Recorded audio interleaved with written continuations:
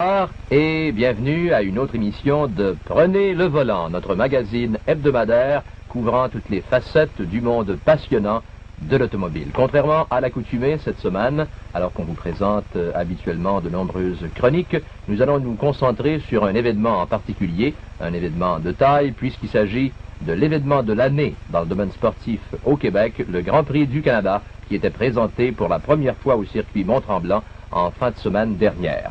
Donc, on vous emmène au circuit Mont-Tremblant alors que 22 voitures et pilotes représentant 14 pays différents étaient inscrits à ce premier Grand Prix Players du Canada disputé au circuit Mont-Tremblant. La lutte serrée au championnat du monde et la présence des plus grands noms de la course automobile devaient attirer pas moins de 50 000 spectateurs. Un nouveau record pour une manifestation sportive au Québec. Les caméras de Prenez le volant ont capté pour vous les moments les plus marquants de ce week-end mémorable. Jamais encore le circuit Mont-Tremblant avait présenté une ambiance aussi internationale. On y parlait toutes les langues, du japonais à l'espagnol, et les couleurs de chaque pays étaient représentées. Les Matra bleu France, les Ferrari italiennes rouges, la Honda blanche et rouge du Japon, le vert britannique des BRM, etc. Pendant que John Surtees faisait de son mieux pour se faire comprendre de ses mécaniciens japonais, Bruce McLaren, aussi brillant pilote que technicien, analysait le comportement de la suspension de sa voiture et recommandait les modifications nécessaires. Chaque circuit de Grand Prix est différent et la voiture doit être adaptée en conséquence. Au Mont-Tremblant, la plupart des pilotes faisaient connaissance avec un nouveau parcours. Quelles étaient leurs impressions? Nous avons d'abord posé la question à Joseph Siffert de Suisse, le gagnant du Grand Prix d'Angleterre et pilote de la Lotus Ford numéro 12.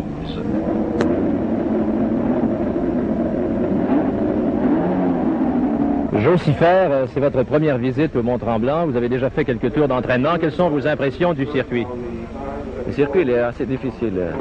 Je dirais qu'il est un petit peu trop sinueux pour une Formule 1. Est-ce qu'il y a certains virages qui présentent des difficultés, justement? Oui, il y a des virages très sérieux. Selon vous, c'est pas un circuit tout à fait adapté aux Formule 1, quoi? Pas tout à fait, non, pour moi. Parce que, avec toute la puissance qu'il y a, moi-même, j'aime mieux un circuit un petit peu avec des virages plus vite. Est-ce que la voiture a tendance à décoller en certains endroits? Oui, il y a 2-3 places, elle a tendance à décoller juste avant la ligne droite. Là, il y a un saut. Sur un virage, là aussi, à droite. Malgré tout, Siffert devait réussir le deuxième meilleur temps de qualification. En raison des difficultés du circuit Mont-Tremblant, il fallait modifier les suspensions dans le but d'obtenir une meilleure tenue de route. Le champion du monde, Dennis Hulme, décida d'y mettre la main lui-même et il procéda à l'ajustement des amortisseurs de sa McLaren Ford sous les yeux de son patron. Pendant ce temps, allons rencontrer Lucien Bianchi. Lucien Bianchi, certains pilotes avec lesquels j'ai eu le plaisir de causer disaient que le circuit de Saint-Jovite n'était pas tellement adapté à la Formule 1. Qu'est-ce que vous en pensez personnellement et quelles sont vos impressions de la piste? Je pense que c'est une magnifique piste pour une voiture qui va un peu moins vite que la Formule 1. Mais la Formule 1, comme vous avez pu le constater, les meilleurs temps de la Formule 1 sont plus vite que les voitures de la USAC. Donc, ça veut dire que la proportion des poids de la Formule 1 sont vraiment très vite. Et effectivement, il y a quelques endroits qui sont un petit peu dangereux dans le sens qu'on décolle pas mal. Moi, personnellement, j'aime beaucoup le circuit, mais je crois que j'aimerais mieux courir là-dessus avec une voiture, disons, moins vite. Peut-être une Formule 2, comme le mentionnaient certains autres pilotes? Peut-être une Formule 2, ou alors une voiture qui permette, disons, quelque chose... Je me verrais mieux là-dessus avec une voiture Can-Am, par exemple, qu'avec une Formule 1. Quoique, personnellement, je me trouve très bien, malgré tout. Le Grand Prix du Canada, Lucien, est prévu pour se disputer sur 90 tours du circuit Mont-Tremblant. Maintenant, j'ai entendu dire que certains pilotes s'étaient plaints et avaient essayé de demander que la course soit un peu raccourcie. Qu'est-ce qui se passe de ce côté-là? Eh bien, je pense que si les organisateurs ont maintenu cette décision de 90 tours, il est inutile pour n'importe qui de revenir là-dessus. Seulement, je pense que, personnellement, si la course avait été raccourcie à 75 tours, comme le GPDA l'avait proposé, à mon avis, ça aurait pu être une course meilleure parce que Et 90 tours, ça va entraîner de tas de problèmes, comme peut-être le déravitaillement et tout ça, et ça risque d'abîmer un peu la course. Vous pensez que votre Cooper peut tourner pendant 90 tours avec un plein réservoir ou si vous auriez à vous arrêter? En principe, on doit pouvoir tourner 90 tours, mais on n'est pas à l'abri d'une surprise, comme par exemple on a déjà fait cette distance à Spa sans problème, mais je ne peux pas garantir qu'on le fera ici. Lucien, vous êtes cédulé pour participer aux 24 heures du Mans après le Grand Prix du Canada et on sait que malheureusement votre coéquipier, celui qui devait piloter avec vous dans cette épreuve, a été accidenté hier. Est-ce que ça va changer quelque chose à vos projets? Ça va changer déjà qu'il ne va pas conduire, mais pas vraiment dans le programme. C'est-à-dire que moi j'irai au Mans comme prévu, seulement je ferai les 24 heures avec quelqu'un d'autre, peut-être avec Derek Bell ou avec un autre pilote du team, John Ware. Et vous courez sur une Ford GT40 là-bas, c'est ça? Une Ford GT40, la même d'ailleurs avec laquelle Jackie et moi, on a gagné à Watkins Glen. Merci beaucoup, Lucien Bianchi. Je vous en prie, merci, Jacques. Dan Gurney est toujours aussi populaire, malgré sa malchance cette année avec sa Eagle. Pour le Grand Prix Players, il a fait l'acquisition d'une McLaren Ford, avec lequel il devait réussir le 4e meilleur temps de qualification. La numéro 18 était une Matra pilotée par Jean-Pierre Beltoise, qui ne semblait pas tellement satisfait du comportement de sa voiture. Jean-Pierre, vous venez de terminer une séance d'entraînement, vous semblez passablement fatigué, exténué. Est-ce que physiquement le circuit demande tellement d'efforts? Oui, le circuit est très difficile, il demande beaucoup d'efforts parce qu'il n'y a pas de ligne droite, il n'y a aucun moment où on peut se reposer. Et en plus de ça, la voiture, je viens de tourner avec le plein d'essence et la voiture est très très lourde ainsi et c'est vraiment très très dur. En plus, j'ai quelques ennuis encore avec ma boîte de vitesse et les vitesses ne rentrent pas à tous les coups et parfois ça me fait faire des chaleurs, comme on dit. Il y a certains pilotes qui ont émis des commentaires sur le tracé de Saint-Jovite. Qu'est-ce que vous en pensez pour la Formule 1? Est-ce que vous pensez que c'est un circuit qui est bien adapté? Est-ce qu'il offre des mesures de sécurité convenables? Au point de vue tracé, moi je le trouve très très bien. Il n'est peut-être pas très très rapide, mais je trouve qu'au point de vue tracé, il est très bien. Enfin, je pense que sur le plan du tracé, il n'y aurait qu'à élargir un peu la route et ça serait très bien. Par contre, sur le plan de la sécurité, il y a des talus qui sont vraiment, qui paraissent très durs et qui sont placés dans les zones de freinage. Et à chaque fois que j'arrive, bien souvent quand j'y pense, je souhaite ne pas avoir d'ennui de frein à ce moment-là. En raison est-ce qu'il est vrai, j'ai entendu dire, en raison d'un grave accident que vous avez eu sur un circuit, déjà je pense à Rouen, vous préférez maintenant les circuits plus lents aux circuits trop rapides? Non, de toute façon, je n'aime pas tellement les circuits très rapides, mais surtout quand leur sécurité n'est pas bien faite. C'est-à-dire par exemple, courir à Riverside, je trouve que c'est un circuit, en exemple, qui est un circuit rapide et dont la sécurité est très bien faite. Mais courir à Rouen ou à Spa-Francorchamps, là c'est une autre histoire, c'est bordé d'arbres et la moindre sortie de route, même due à une défaillance mécanique, et vous avez une bonne chance d'y rester.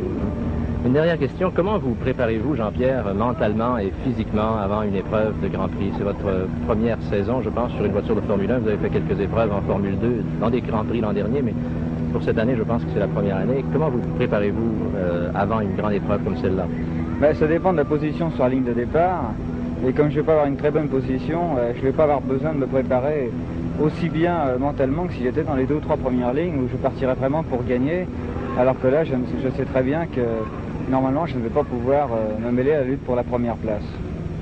Et quand on peut se mêler à la lutte pour la première place, on est forcément très très nerveux et il faut se décontracter au maximum, bien dormir, de façon à avoir les meilleures conditions physiques et nerveuses pour la minute du départ de la course. Dimanche matin, la route du Mont-Tremblant est bloquée sur des milles de longueur.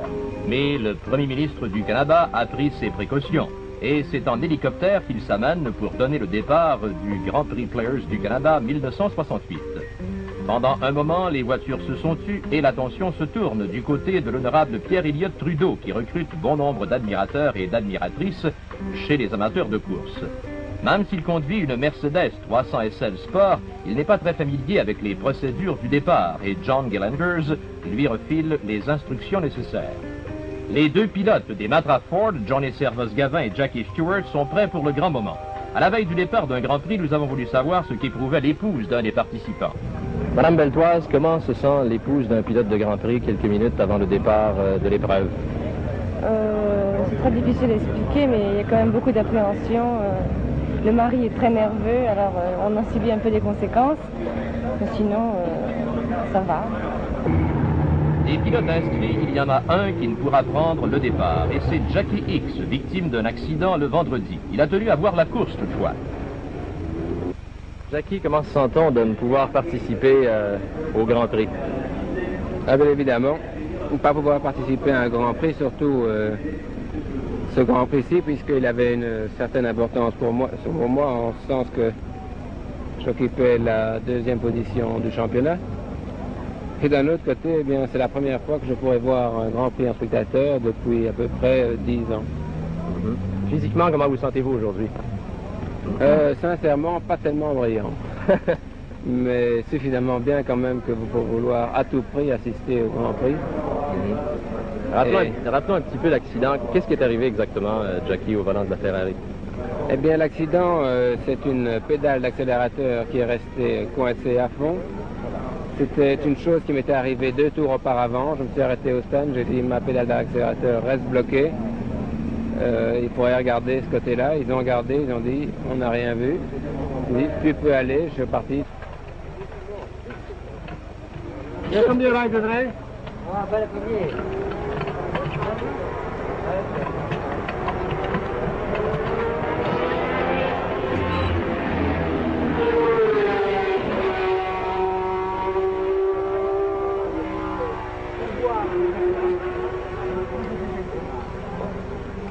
Ça charge, les amortisseurs. On n'a pas encore fait les amortisseurs. Ah, voilà, tu fais les ciels. Dopo.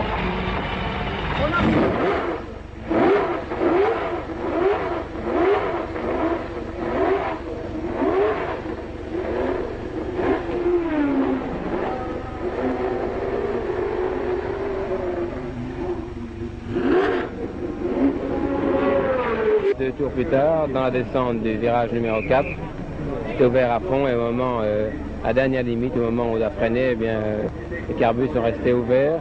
Ce qui arrive au résultat que je n'ai même pas pu tourner, j'ai continué absolument tout droit pendant 100 mètres dans la terre et j'ai été percuté à un talus avec un garde-rail. Maintenant, une dernière question. Quels sont vos pronostics pour la course d'aujourd'hui? Mon pronostic, c'est Chris Hammond. Chris Hammond, votre coéquipier sur Ferrari. Il n'y a pas eu tellement de chance, en fait, cette année. C'est pour ça que je pense que on n'a pas une malchance indéfinie et qu'il n'est pas improbable qu'aujourd'hui la chance va tourner. Alors, avec sa malchance au préalable et la vôtre cette fin de semaine-ci, espérons que la chance va sourire à Ferrari dans cette course. Merci beaucoup, Jackie. Au revoir. Au revoir.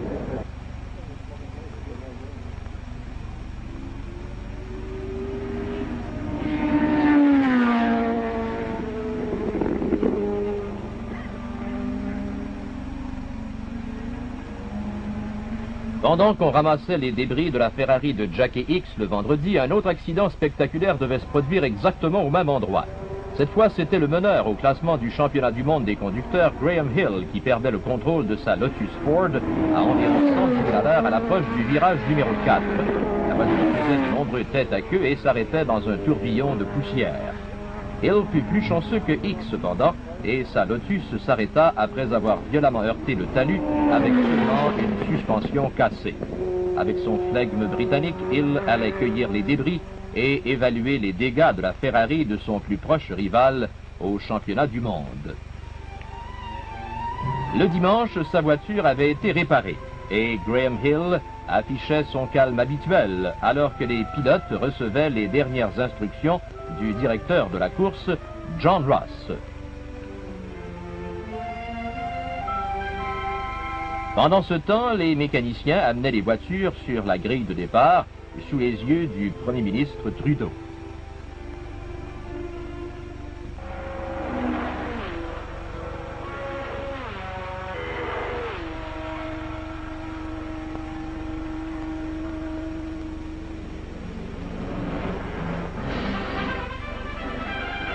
Jochen Rindt d'Autriche, que l'on voit ici, au volant d'une Brabham, occuperait la première place sur la ligne de départ grâce à un temps de 1 minute 33 secondes 8 dixièmes. L'heure approche et les visages des pilotes disparaissent sous les masques protecteurs, les visières et les casques. Ils ne sont plus maintenant que des numéros.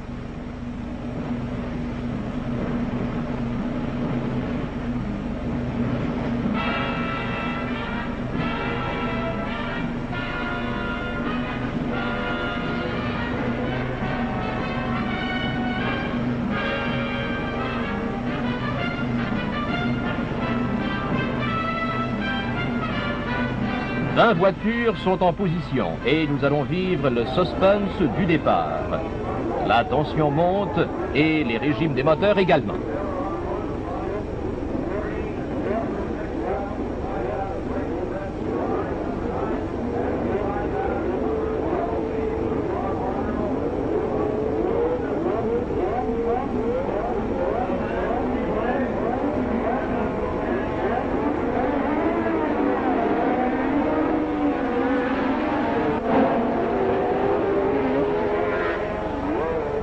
Le départ est spectaculaire et sans incident. Seul la McLaren BRM de Joe Bollier a refusé de partir. Mais les 19 autres bolides sont roue dans roue, entraînés par la Ferrari numéro 9 de Chris Hammond. Joseph Sipper ne se laisse pas distancer cependant, et il tire le maximum de sa Lotus Ford portant le numéro 12. Jochen Rindt est troisième, et le trio de tête se livre une lutte sans merci.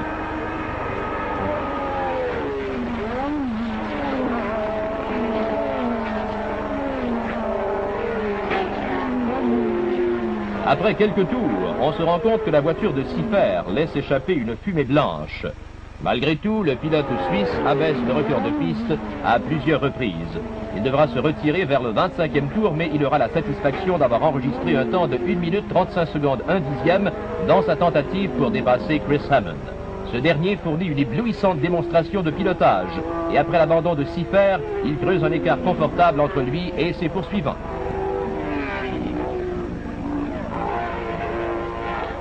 À quoi vous occupez-vous, Mme Beltoise, pendant la course elle-même? Pendant la course, il faut vraiment que je m'occupe à faire quelque chose, sinon je deviens un peu trop nerveuse. Alors soit je chronomètre, alors soit je filme, j'ai ma caméra, et normalement sur le circuit, je prends des petits films et on se les passe à la maison parce que nous temps. Quand il y a un accident sur le circuit que vous ne savez pas qui a été impliqué? Alors c'est affreux. On a eu déjà plusieurs cas d'accidents et vraiment là, c'est tout juste si j'ai pas une crise. Je suis nerveuse. C'est la panique partout d'ailleurs. Tel que prévu toutefois, les difficultés sont nombreuses et plusieurs voitures doivent s'arrêter ou se retirer de la lutte. John Surtees casse la transmission de sa Honda dans les 10 premiers tours et Dan Gurney le rejoint au puits de ravitaillement un peu plus tard. Brabham et Rindt connaissent le même sort et Hammond accumule une avance de plus d'1 minute. Il précède Graham Hill qui lui aussi sera forcé de s'arrêter pendant quelques minutes. Son coéquipier Jackie Oliver a abandonné la Lotus sur le bord de la piste et seulement une dizaine de voitures roulent encore. Effectuant une course sage, les Néo-Zélandais McLaren et Hulme se retrouvent soudainement en 2e et 3e place. Au 71e tour, c'est le coup de théâtre. La Ferrari de Hammond regagne son puits de ravitaillement en émettant des bruits étranges. Hammond annonce qu'il conduit depuis 15 tours sans embrayage et la transmission a cédé. Les spectateurs sont tout aussi déçus que Hammond, qui voit la victoire lui échapper d'une façon semblable pour la 7e fois de la saison. Au 90e tour, quand le drapeau s'abaisse, c'est Denny Hulme qui est en tête avec un tour d'avance sur McLaren. Il enregistre ainsi sa 2e victoire d'affilée, ayant gagné le Grand Prix d'Italie il y a quelques semaines. Hulme, le champion 67, se retrouve sur un pied d'égalité en tête du championnat du monde des conducteurs avec Graham Hill qui termina 4e. La lutte se poursuivra de plus belle la semaine prochaine au Grand Prix des États-Unis.